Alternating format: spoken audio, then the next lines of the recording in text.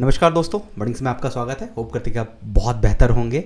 Okay, तो अभी मैं एक क्वेश्चन है उसको उठा के और उसको मैं समझाने की कोशिश करूँगा। मेरा क्या मकसद है, पहले मेरे मकसद को समझने की ट्राई करना। मैंने अनुभव किया है कि लोग कोडिंग कर लेते हैं, सॉफ्टवेयर इंडस्ट्री में आ जाते हैं, बहुत सारी चीज़ें कर लेते हैं, बट जब मैंने अपना इंटरव्यू एक्सपीरियंस महसूस किया और बड़े अच्छे अच्छे लोगों के बीच में जब इंटरव्यू में बैठा, तो बहुत सारी छोटी छोटी चीज़ें ढूंढते हैं लोग कि आपको पता होनी चाहिए। और जब मैंने भी देखा कि बहुत सारे लोग कंप्यूटर साइंस से पढ़ाई करने के बाद बहुत सारी छोटी छोटी चीज़ें नहीं पता होती है। इसमें आपका दोस्त नहीं है, हमारा करिकुलम कुछ ऐसा है कि हमें उस तरीके से नहीं किया जाता है। तो मेरा टारगेट है कि हम इतने ज़्यादा मैच्योर हो जाए कंप्यूटर साइंस में ताकि हमें मज़ा आए, कंप्यूटर साइंस मज़ा दिलाए। ओके, अब हम वीडियो की शुरुआत करते हैं। आपने ज़रूर ये वर्ड सुना होगा, सर्वर डाउन है। और ये हमने खास करके जब हम बचपन में बैंक जाते थे, ठीक ना, तो ये सुनते थे कि अभी सर्वर डाउन हो गया है। ओके, ये हमने सुना। इसके बाद जब हम बड़े हुए तो हमने सुना कि जब हमारा 10th का रिज़ल्ट आया था, ठीक ना, 10th का रिज़ल्ट जिस दिन आया था उस दिन हमने ये लाइन सुना कि बिहार बोर्ड का सर्वर क्रैश हो गया। मैं बिहार बोर्ड से पढ़ाई किया इसलिए मैं कह रहा हूँ, बिहार बोर्ड का सर्वर क्रैश हो गया। सीबीएसई का रिजल्ट आया, सीबीएसई का सर्वर क्रैश हो गया।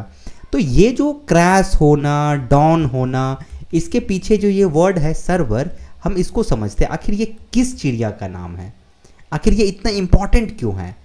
क्योंकि इसके डाउन हो जाने से आपने पूरा रिजल्ट नहीं देख पाया, इसके डाउन हो जाने से पूरा बैंकिंग सिस्टम चौपट हो गया, बैंकिंग सिस्टम काम नहीं कर रही है। इसका मतलब ये ज़रूर कोई ना कोई तो बहुत बड़ी चीज़ है दोस्त, बहुत बड़ी चीज़ है, क्योंकि इस पे ही पूरी दुनिया डिपेंडेंट है। अगर पूरा बैंक इस पे, बैंक जो चल रही है, इतनी बड़ी एसबीआई का ब्रांच और उसमें इतना करोड़ का ट्रांजैक्शन हो रहा है, और अगर एक सर्वर डाउन हो जाता है तो पूरा बैंकिंग सिस्टम डाउन हो जाता है। इसका मतलब this is really very important. So now try to understand. बहुत ही लेमैन में हम समझेंगे क्या होता है, हम कोई आपको नहीं बताएंगे डेफिनेशन। ओके, सर्वर रूम इस तरीके का आपको दिखेगा। ओके, अगर आपने बचपन में कभी आपने बीएसएनएल एक्सचेंज में गए होंगे, बीएसएनएल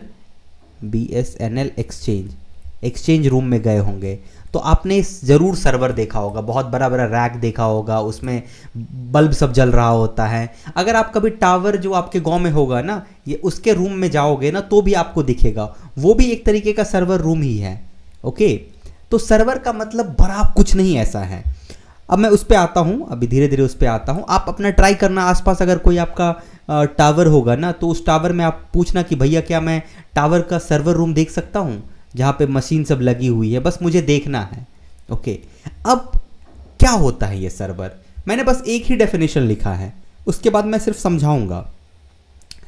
कोई भी ऐसा या तो कंप्यूटर या डिवाइस या प्रोग्राम, कोई भी जो कुछ सर्व करती हैं, उसको हम सर्वर कहते हैं।